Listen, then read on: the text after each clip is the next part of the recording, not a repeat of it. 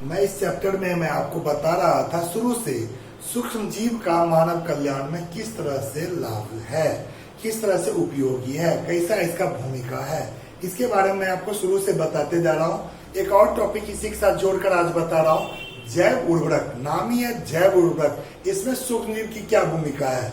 तो जैव यानी सजीव से रिलेटेड है। तो सिंपल सा आपसे क्वेश्चन सबसे पहला उठता है, जैव उर्वरक यानी बायो फर्टिलाइजर्स क्या है। तो वैसा जीव जो मृदा की पोषक गुणवत्ता में वृद्धि करता है, पोषक तत्वों की अवयवों में वृद्धि करता है, जिससे उर्वरा शक्ति बनी रहती है, उन्हें आप बायो फर्टिलाइजर्स कहते हैं। अगर बायो फर्टिलाइजर के रूप में अगर माइक्रो ऑर्गेनिज्म को ढूंढें आप, तो मुख्य रूप से बायो फर्टिलाइजर का अलग अलग स्रोत के रूप में बैक्टीरिया, साइनोबैक्टीरिया, फंजाई यानी जीवाणु, साइनोबैक्टीरिया और कवक को मुख्य स्रोत के रूप में हम पाते हैं। तो क्यों ना हम एक एक करके बताएं कि किस तरह से बैक्टीरिया लाभदायक है, कैसे साइनोबैक्टीरिया और कैसे कवक। तो स्टार्ट करता हूं एक एक टॉपिक करके। जैव उर्वरक के रूप में सबसे पहले जीवाणु का इस्तेमाल मैं बताऊं, अलग अलग इसका भी कैटेगरी बांट के बताऊंगा। सबसे पहला ग्रुप है इसका सिम्बायोटिक सहजीवी नाइट्रोजन स्थिरीकरण जीवाणु। इसमें जैसे ही नाम है सहजीवी, साथ साथ यानी दो जीव एक साथ रह करके एक दूसरे का जीवन यापन करते हैं, उसी प्रक्रिया को सहजीविता, और ऐसे जीव को सहजीवी कहते हैं। इसमें दो कौन कौन, एक राइजोबियम नामक जीवाणु और एक राइजोबियम जिस पर डिपेंड करता है लग्नेसी कुल का पौधा अर्थात मटर कुल का पौधा।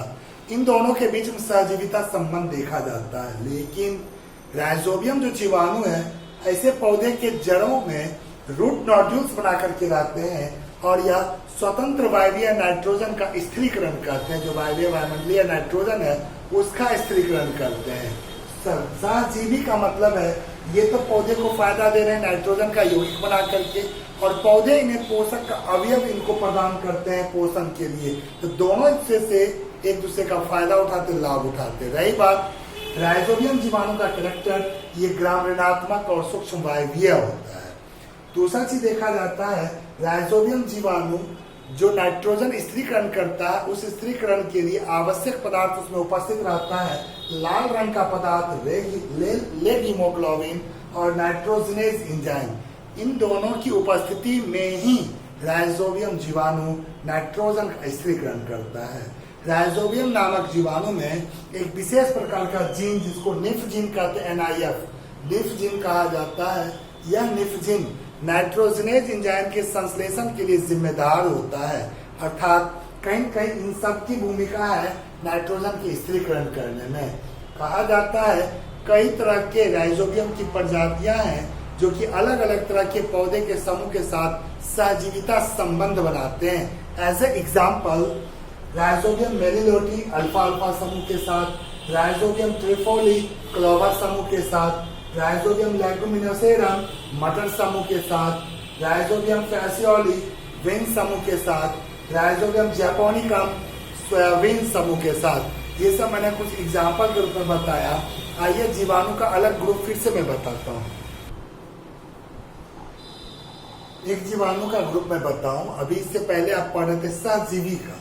यहाँ पर सहजीवी तो नहीं, अवायवीय प्रकृति का यहाँ पर यहाँ पर सहजीविता तो नहीं, असहजीवी देखेंगे। लेकिन यह है पौधे के जड़ों के पास ही, लेकिन ये खुला संगठन बनाता है। कैसा खुला संगठन? एक जीवाणु का नाम दिया एजोस्पाइरलम लिपोफेडम।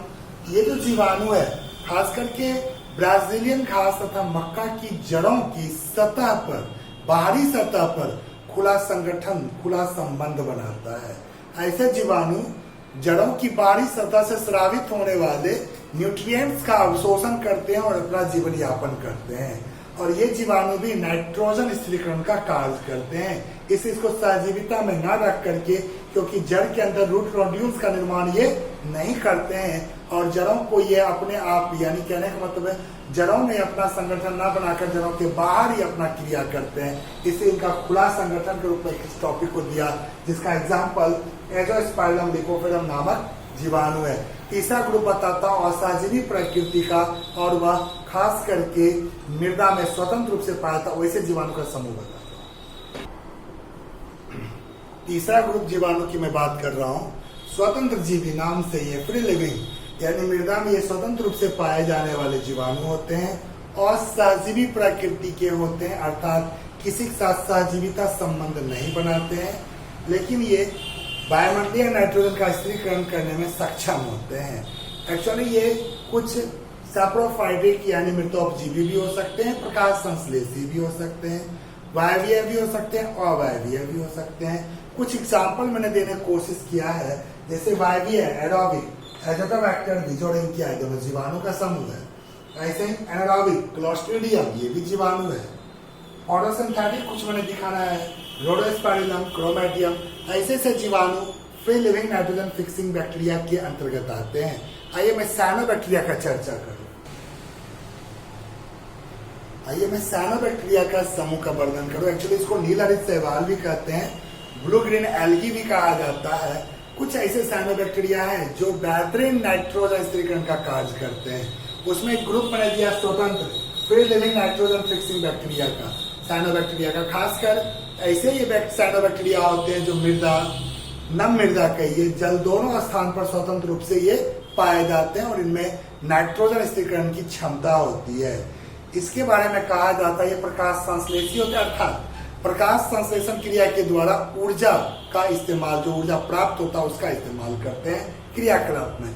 इसके अंतर्गत कुछ ऐसे साइनोबैक्टीरिया है, नॉस्टॉक, टॉलीपोथ्रेक्स, एनोवेना, ऑरोसेरा, स्लेंड्रोस्पर्मम, ऐसे कुछ साइनोबैक्टीरिया है जो कि नाइट्रोजन स्थिरीकरण का कार्य करते हैं। ऑलोसेरा फर्टिलाइसिमा, धान की खेतों में इसमें नाइट्रोजन स्थिरीकरण करने का क्रिया होती है, सक्रिय होते हैं। स्लेंड्रोस्पर्मम, लिचेनोफर्मी, ये मक्का और गन्ने खेतों में अत्यधिक सक्रिय होते हैं। खास करके ऐसे जो भी साइनोबैक्टीरिया है, इसमें एक विशेष संरचना मोटी भित्ति वाली हेट्रोसिस्ट का निर्माण होता है, जो नाइट्रोजन स्थिरीकरण का विशेष स्थल यानी साइट होता है। कौन? हेट्रोसिस्ट, ये संरचना का निर्माण होता है। आइए कुछ सहजीवी प्रकृति का साइनोबैक्टीरिया का चर्चा करो। कुछ ऐसे साइनोबैक्टीरिया है जो सहजीविता संबंध भी प्रदर्शित करते हैं। जैसे मैंने यहाँ पे कोशिश किया है दिखाने का दो संबंध। एक एजोला पिन्नाटा, एक प्रकार का जलीय फॉर्न टेडोफाइट्स ग्रुप का ही पादप है। इनके साथ एनावेना की प्रजाति एजोली, एनावेना एजोली, ये साइनोबैक्टीरिया है। ये दोनों सहजीवी संबंध के रूप में इस्तेमाल होते हैं। अगर इसका सहजीविता संबंध धान की खेतों में अगर डाल दिया जाए, उसमें प्रवेश करा दिया जाए, धान का उत्पादन 50% से अधिक वृद्धि कर जाती है।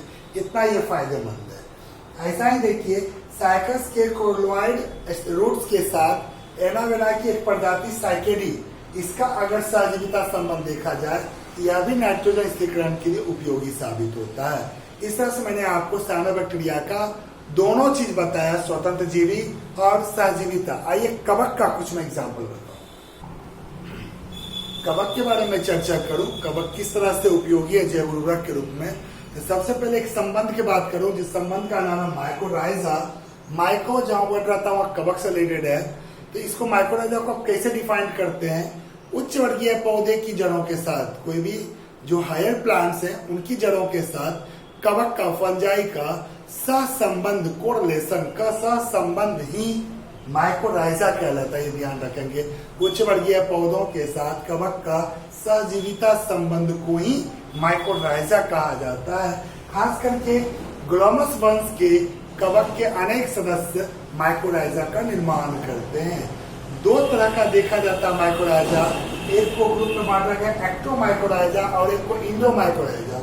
एक्टोमाइकोराइजा के अंतर्गत देखा जाता है इसमें कवक तंतु पौधे के जड़ की बाहरी सतह पर कवच बनाता है, बाहरी, एक्टो बाहर की ओर। लेकिन यह जो कवच बनता है इसमें मृदा, मिट्टी, जमीन का और जड़ के जो कॉर्टेक्स है उनमें संपर्क से अंतःकोशिकीय संरचना में प्रवेश करता है। जैसे संपर्क बनाता है, संपर्क करा करके नाइट्रोजन, फास्फोरस, पोटासियम, इनकी अवशोषण सतह वृद्धि करा देता है, जिससे अवशोषण अधिक से अधिक होने लगती है। इस तरह से आप देखते हैं इसमें जो भाग लेने वाले पौधे हैं, ओक, पाइन्स, इकलिप्टस, इन सभी पौधों के साथ कवक एक्टोमाइकोराइजा का निर्माण करता है। इस तरह से दूसरा ग्रुप बनाऊं इंडोमाइकोराइजा, इसमें कवक तंतु जो है कॉर्टेक्स के अंदर प्रवेश करता है, उसमें था बाहर की ओर। इसमें कॉर्टेक्स के अंदर प्रवेश करते हुए अंतः कोशिकाओं में प्रवेश करता है और वहां शाखान्वित तंतु यानी ब्रांच्ड काफी संख्या में ब्रांचेस उसका निकलता है और वो वृद्धि करने लगता है। इस तरह से आप देखते हैं फूली हुई संरचना का निर्माण करता है, जिसको वेसिकल्स कहा जाता है। क्या कहते हैं? वेसिकल्स कहते हैं। शाखान्वित तंतुओं के जो कॉइलिंग होते हैं, कुंडलन, या जड़ों में बनने वाली जो संरचना होती है, इसका एक नाम दिया गया आर्वस्कुलस। खास करके इस तरह से कवक और पौधे के बीच जो संबंध बनता है, इसको VAM, V for vesicular, A for arbuscular और M फॉर माइकोराइजा, ये कहलाता है, वैम कहलाता है। और ये फॉस्फेट के अवशोषण में मुख्य रूप से योगदान देता है। खास करके फाइकोमाइसेटिस वंश के जो कवक होते हैं, आवृतबीजी पौधे के साथ, पौधे के जड़ों के साथ एंडोमाइकोराइजा का संबंध बनाते हैं। इस तरह से मैंने माइकोराइजा के बारे में बताया। मैं ये भी बताऊं माइकोराइजा का लाभ क्या है, वो बताता हूँ। आइए कुछ बेनिफिट जो माइकोराइजा से होता है पौधे में, वो मैं थोड़ा बताऊं। वैसे तो माइकोराइजा आप जान ही चुके, कवक और पुष्पवर्गीय पौधे की जड़ों के बीच का सहजीविता संबंध है। सबसे पहला नंबर आप देखें, यह जड़ों के अवशोषित सतह के क्षेत्रफल वृद्धि करता है, जिससे अवशोषण अधिक से अधिक हो न्यूट्रिएंट्स का। दूसरा चीज कुछ विशेष तरह का, जैसे जिंक, फास्फोरस, कॉपर इत्यादि पोषक पदार्थों के अवशोषण में भी मदद करता है। तीसरा चीज, कई तरह के पौधों में रोगजनक जो रोग उत्पन्न करते हैं, उस रोगजनकों से सुरक्षा प्रदान करने में मदद करता है। और नेक्स्ट चीज आप देखते हैं, पौधे को लवणता और सूखा को सहन करने की क्षमता प्रदान करता है। इस तरह से माइकोराइजा आपने देखा। पूरा टॉपिक आप जैव उर्वरक पढ़ रहे थे, कुछ जैव उर्वरक का महत्व बता दूं अलग से। ये जैव उर्वरक का महत्व कुछ बताऊं, सिग्निफिकेंस कहिए, एडवांटेजेस कहिए, इंपॉर्टेंस कहिए। सबसे पहला चीज, फसल उत्पादकता में वृद्धि, क्योंकि आप जानते हैं जैव उर्वरक मिट्टी की उर्वरता को बढ़ाता है, तो फसल उत्पादन में ऑटोमेटिक है कि वृद्धि होनी चाहिए। दूसरा चीज, मृदा की वास्तविक संरचना को बनाए रखता है, क्योंकि केमिकल चीज मृदा की वास्तविक संरचना को खराब करता है, लेकिन ये जैव उर्वरक जो कि आपका नेचुरल है, ये मृदा की वास्तविक संरचना को भी बनाए रखता है। तीसरा, मृदा में जो उपस्थित पहले से जो रोगजनक है, रोग उत्पन्न करने वाले कारक, उनकी संख्या को धीरे धीरे ये कम करता है। ये भी हमारे लिए फायदे कारक है। मृदा का जो पीएच है, जो पीएच नॉर्मल रहना चाहिए, उसको बनाए रखता है, उसका परिवर्तन नहीं करता है।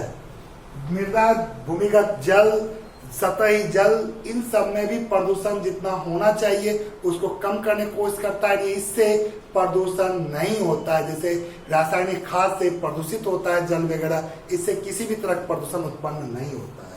सभी प्रकार के मृदा के लिए उपयोगी है। आज मैंने आपको एक्सरसाइज 10 के सभी टॉपिक को एक एक करके समझाया और कंप्लीट किया। अब मैं अगले वीडियो में एक्सरसाइज 11 स्टार्ट करूंगा।